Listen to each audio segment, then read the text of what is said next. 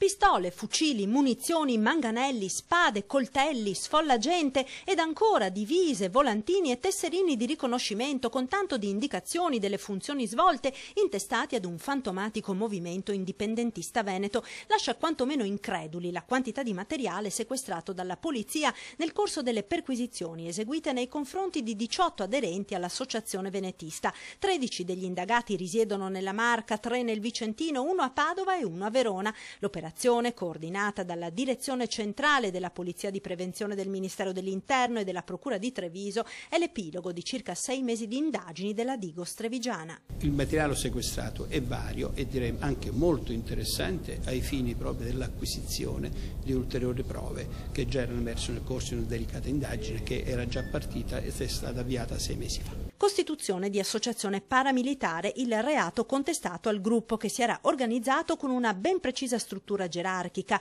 e ramificazioni sul territorio a livello provinciale e comunale. Non ci sono elementi per poter sostenere allo stato degli atti che potessero realizzare nell'immediato atti violenti o di minaccia, però ci sono tutti gli elementi presupposti a un'eventuale evoluzione in questo senso. Il movimento, che a quanto pare non riconoscerebbe la validità dell'annessione del Veneto allo Stato italiano, è già stato oggetto nel 2009 di un'altra indagine della Digos trevigiana. 13 le persone, alcune coinvolte anche nell'operazione odierna, che sono ancora sotto inchiesta.